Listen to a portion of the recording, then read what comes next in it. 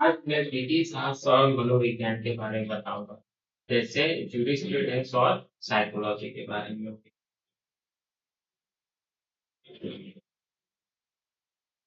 अब ये बोलता है कि मनोविज्ञान किससे संबंधित है? मस्तिष्क का विज्ञान होता है। मतलब साइकोलॉजी क्या है?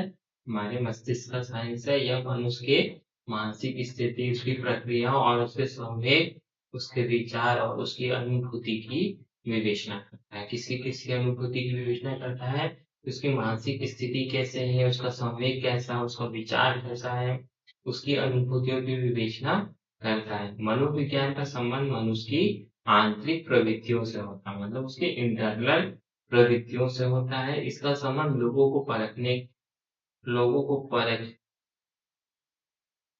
की समझ से है।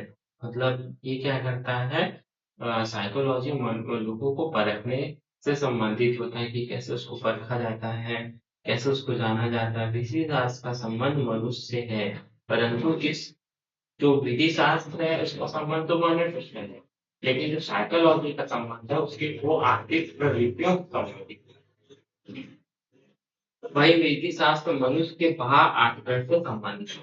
जैसे इसमें ये भी हो गया कि जो विधि शास्त्र होता है वो बाहर से संबंधित होता है, और जो साइकोलॉजी है वो अंदर से संबंधित होता है, आंतरिक प्रवृत्ति से संबंधित होता है। दोनों का संबंध प्रत्यक्ष और परोक्ष दायित्व एवं दंड निर्धारण में सहायक बताता है। मतलब दोनों का संबंध क्या है? प्रत्यक्ष और परोक्ष रूप से दंड निर्धारण में सहायक रहता है। एक अपराधी को कार्य करने में कौन कौन सी चीजें उत्प्रेरित थी, इसे हम अपराधी के मनोवैज्ञानिक विश्लेषण से पता लगा सकते हैं। न्याय प्रशासन और मुख्य रूप से दांडिक अध्ययन दांडिक न्याय प्रशासन में वे परिस्थितियां जिसमें अपराध घटित होती है और अपराधी का मनोविज्ञान अध्ययन बड़ा महत्वपूर्ण होता है। मनोवैज्ञानिक शोधों के उपलब्ध ज्ञान से दंड शास्त्र को काफी लाभ पहुंचे हैं। विधि शास्त्र और मनोविज्ञान दोनों के संबंधों में अपराध के असर में आपराधिक व्यक्तित्व और दंड के निर्धारण जैसी समस्याओं से निपटने में सहायता मिलती है।